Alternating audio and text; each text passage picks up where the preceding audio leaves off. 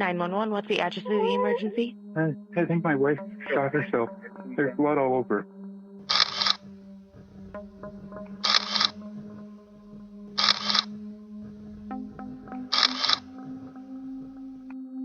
Do you have to eat?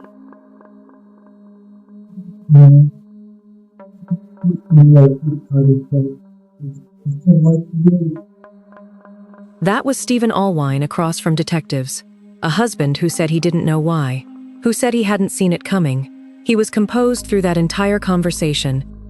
And the further investigators looked, the more they understood exactly why. Because this case didn't begin on the night Amy died. It went back months, to a conversation, a warning, and a room where the most important question never got asked. The FBI agents sat across from Amy Allwine and told her someone had paid to have her killed. They had the communications, they had the payments, they had the username. What they didn't have yet, what no one in that room had yet, was the answer to the one question that should have been asked first. Why was her husband sitting right next to her, nodding along, as investigators warned her that a contract on her life existed? Because Stephen Allwine already knew. He knew because he placed it. This case doesn't work the way most murder cases work. There's no single twist. There's no single moment where investigators flip a switch and everything suddenly makes sense. Instead, every time detectives thought they understood what happened inside that quiet house in Cottage Grove, Minnesota, another layer appeared underneath.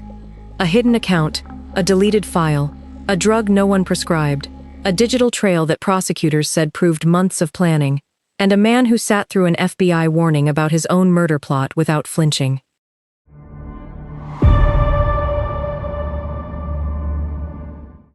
Stephen and Amy Allwine first met at a small Christian college in Texas. After they married, they moved to St. Paul to be closer to Amy's family, eventually settling in Cottage Grove, a quiet suburb southeast of Minneapolis, in a house at the end of a dirt road. From all outward appearances, they led a life devoted to faith and family. They met young, married, and adopted an infant son. Stephen worked as an information technology specialist. Amy built a dog training business called Active Dog Sports Training right on the property, and by all accounts she was exceptionally good at it. She traveled to competitions across the country, had clients who trusted her deeply, and was described by everyone who knew her as warm, grounded, and deeply devoted to her faith. She wasn't just respected, she was liked. Stephen and Amy were both deeply embedded in their church community. Stephen had risen to become a church elder at a United Church of God congregation in Newport, Minnesota. He wrote sermons. He counseled other families through difficult seasons. He was the kind of man people turned to when their marriages were struggling, trusted with the most private corners of other people's lives. The church's position on marriage was unambiguous. Their own written materials stated that marriage was a lifelong commitment, and that no recognized difficulty, no matter how real, justified ending a marriage with freedom to remarry. If a church elder was found to have committed adultery, that person could no longer serve in that role, and might be asked to leave the congregation entirely. Stephen knew exactly what divorce would cost him: his position, his reputation, his entire identity inside a community he had spent years building. Beginning in 2014, Stephen engaged in multiple extramarital affairs. The detail that makes this particularly difficult to sit with: he learned about Ashley Madison, the dating website specifically built for married people seeking affairs, through his role counseling couples at church. He was advising other men and women on how to repair their marriages, and using what he learned in those sessions to navigate his own secrets. Investigators identified at least 2 women he met through that site. Divorce, the legal, straightforward, uncomplicated solution, was available to him. He chose not to take it, and according to prosecutors, the reason he didn't is what set the rest of this case in motion. In February 2016, a user with the screen name Dog Day God sent a message through the dark web to a site called Besa Mafia. The dark web requires a specialized browser called Tor, which routes traffic across a network of servers designed to obscure the user's identity and location. Besa Mafia claimed to be an Albanian organized crime network offering contract killings and assaults in exchange for Bitcoin, a digital currency designed, like Tor, to resist easy tracing. Whoever Dog Day God was, they believed they were completely invisible. The message was direct. Dog Day God wanted a woman named Amy killed and wanted it to look like a car accident. The quoted price for that was $6,000. Then Dog Day God sent information that no random stranger could possess. The specific hotel address where Amy would be staying during a dog training competition in Moline, Illinois. A physical description, a description of her vehicle, a photograph of Amy, taken from someone's personal collection. When the Moline plan didn't come together, Dog Day God told the site that Amy would next be traveling to Atlanta and suggested the job could be carried out there. When that didn't happen either, more money changed hands. By the time the correspondence ended, prosecutors said the total spent on the site reached approximately $13,000. Besa Mafia, as investigators later confirmed, was almost certainly a scam. A site that collected payments and delivered nothing. No assassin was ever dispatched. Amy Allwine continued her life, continued her business, continued traveling to competitions, not knowing that someone was attempting to have her killed at each stop. In May 2016, hackers broke into Besa Mafia's systems. The site's internal messages, usernames, and transaction records were exposed. The FBI obtained that information through an anonymous source, read through the Dog Day God communications, found Amy's name, the hotel address, the photograph, and drove to Cottage Grove. On June 1, 2016, an FBI special agent and a Cottage Grove police detective met with the Allwines and took Amy to the local police department to walk her through what they'd found. Officers advised the couple to install additional security measures. They added an alarm to the house. Stop there for a moment and consider what that meeting actually looked like. FBI agents explaining to a husband and wife that an unidentified person had paid to have the wife killed. The husband, an information technology professional who worked with computers and networks for a living, listening, asking the right questions, appearing concerned. Stephen Allwine had just watched federal investigators describe his own murder plot to his wife's face, and he said nothing.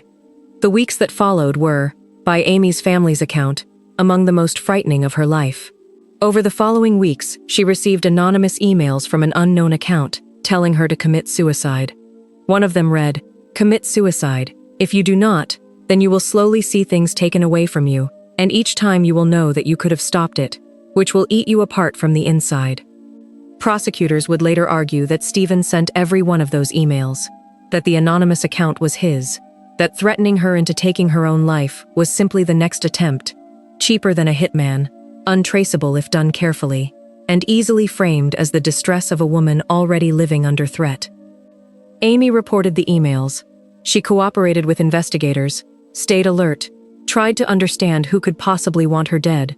Her sister, Julie Brown, later said at sentencing that Amy lived in fear every waking moment of the last months of her life. Something as routine as grocery shopping had become a source of intense anxiety. She knew the threat was real. The FBI had told her so.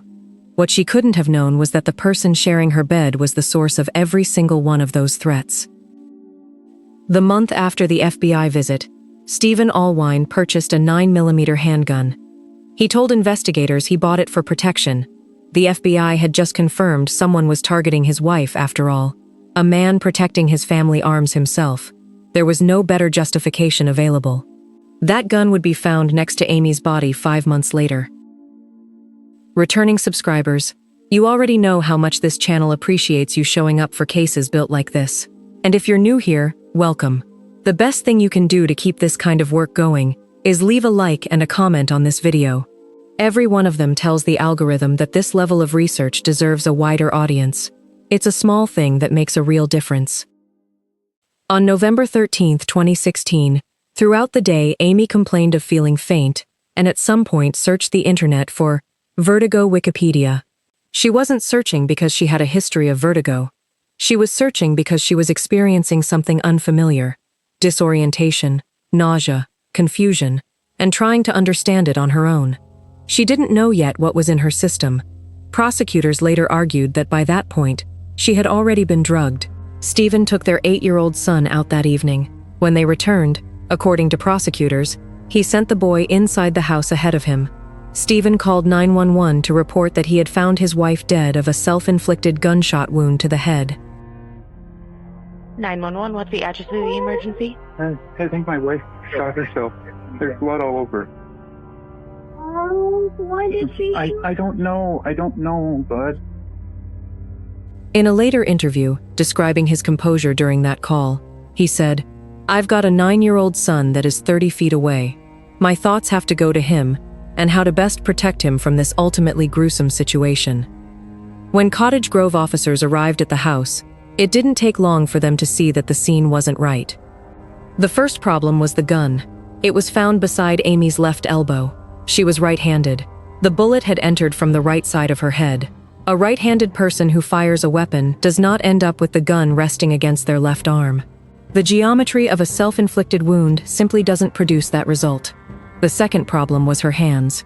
There was no gunpowder residue on them, not on her dominant hand, not on either hand, and the gun itself did not have a single drop of her blood on it. The third problem was the room. There were no blood spatters on the bedspread or nightstand beside her body, and on closer examination of the floor, investigators found evidence that a pool of blood had been cleaned up before officers arrived. The medical examiner determined the death was a homicide. Prosecutors' theory, laid out in closing arguments, was that Amy had been shot in a hallway, not in the bedroom where she was found, and that her body had been moved and arranged after the fact. The bedspread was clean because she hadn't been shot there. The gun had no blood because it was placed beside her after she was already dead. The toxicology report added another dimension entirely. Amy's body contained large amounts of scopolamine, a drug used medically to treat nausea, which at high doses causes severe sedation, confusion, and an inability to respond or resist. She did not have a prescription for it. She had no documented medical reason to have it in her system at all. The home's surveillance system recorded who came and went from the property that day. It showed only Stephen Allwine.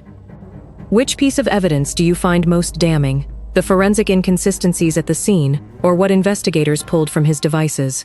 People who follow this case carefully tend to land in very different places on that question.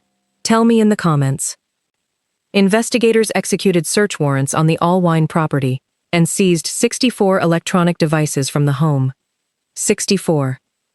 Inside those devices, forensic examiners found evidence of Tor browser activity. They found records showing that apps capable of accessing the dark web had been installed on Stephen's phone. On his laptop, buried in deleted files, they found a note containing Besa Mafia's Bitcoin address. Deletion, in digital forensics, is not the same as gone. They recovered it, and then came the piece of evidence prosecutors described as virtually impossible to explain away. On Stephen Allwine's phone, investigators found a 35-digit Bitcoin code, a unique identifier tied to specific cryptocurrency transactions, that matched a code posted to the Besa Mafia website by the user DogDayGod. The same code, on his phone. Prosecutors said the likelihood of that occurring by coincidence was essentially zero. A separate digital thread tied the same dark web account to the purchase of scopolamine. The same account that had been paying Besa Mafia to arrange Amy's death had also acquired the drug found in Amy's body on the day she was killed. There's something worth pausing on in the cover story DogDayGod provided to Besa Mafia to justify the requested hit. The user claimed that Amy had tore my family apart by sleeping with my husband and is stealing clients from my business. Everyone who knew Amy, friends, family, longtime clients, said that story was completely false. Amy hadn't had an affair. She hadn't stolen anyone's clients. The story was invented. But it tells you something about the framing Stephen needed. He required a villain, and Amy was the only candidate he could use. The financial picture added another dimension to what prosecutors argued about motive. Amy Allwine carried a $700,000 life insurance policy. Stephen was the sole beneficiary. Prosecutors argued the motive was layered: the affairs he couldn't publicly admit without losing his standing, the church position that defined his identity in the community, the adopted son whose custody would almost certainly have transferred to Amy's family in a divorce, and a $700,000 payout that would land entirely in his hands. According to the prosecution, murder was preferable to divorce, not emotionally, but practically. Stephen Allwine pleaded not guilty. His defense team argued that the evidence was circumstantial: no fingerprints tying him to the scene, no DNA, no confession. Defense attorney Kevin DeVore told the jury it was an amazing story, but it's not TV. The defense also pointed to peculiarities. At least 3 neighbors reported hearing 2 cars accelerating away from the home that evening, and records indicated that an unknown user had remotely accessed one of Allwine's computers on the same day Amy died. The defense suggested someone had framed Stephen Allwine, planted digital evidence across 64 devices, constructed a false trail, and carried out the murder to pin it on him. That theory required explaining away the Bitcoin code on his phone, the Tor activity, the deleted note, the scopolamine purchase, the gun he bought after the FBI warning, the life insurance policy, the affairs, and the surveillance footage showing no other person entering or leaving the property. On January 31st, 2018, after 6 days of testimony and 6 hours of deliberation, the jury found Stephen Allwine guilty of first-degree premeditated murder. Amy's family sat through every day of that trial. They heard the complete account of what the last months of her life had actually been: the FBI warning, the anonymous emails, the fear she carried through every ordinary day while the person responsible was in the same house. Her sister said she lived in fear every waking moment. Her parents, Chuck and Joanne Zutz, noted in their written statement that Stephen had moved into their home, Amy's parents' home, for 2 months after her death, while they were still in the depths of their grief. Stephen Allwine was sentenced to life in prison without the possibility of parole. And this evening, a jury has found a Cottage Grove man guilty of killing his wife after trying several times to pay someone to kill her. It took investigators several months to find evidence linking Stephen Allwine to Amy Allwine's death. After searching his many computers and phones, investigators say Allwine tried for months to hire a hitman on the dark web. That hidden network of websites requires special access. He has maintained his innocence through every subsequent legal proceeding. In his first interview after conviction, conducted in the chapel of Stillwater Prison, he told Fox 9 investigators, "When you look at all the scientific evidence, when you look at the hard physical evidence, I couldn't have done it." He offered no evidence supporting that claim. His appeals have been denied. The Minnesota Supreme Court reviewed the case and upheld the conviction. If this documentary made you think about how thoroughly a person can construct a second identity, online, inside a professional role, in parallel with a life that everyone around them accepts as real, share it with someone who follows cases where the evidence tells a complete story. This is one of those cases. The Allwine case became one of the earliest high-profile murder convictions built substantially on dark web communications and cryptocurrency forensics. The tools Stephen believed would make him invisible instead created an extraordinarily detailed, recoverable record of intent, one that stretched back months before November 13, 2016, and ended with a jury taking less than a day to reach a verdict. Stephen Allwine's role in his church was built on the idea that he helped other people navigate the most difficult moments in their relationships. He knew the weight of their private struggles. He offered guidance with a steady, trustworthy voice. He was the person other families relied on when their foundations were cracking. Amy Allwine reported the threats against her life. She cooperated with investigators. She installed the alarm system. She did every reasonable thing a person is supposed to do when they're afraid. None of it protected her, because the investigation had always been looking outward when the answer was already inside the house. The digital trail her husband built across those 64 devices was never designed to be found. It was designed to disappear. The fact that it didn't is the only reason this case has a resolution. And maybe that's what stays with you longest. Not the crime itself, but the certainty Stephen Allwine seemed to carry into every single one of those decisions. That he was smarter than the evidence he was leaving behind. He wasn't.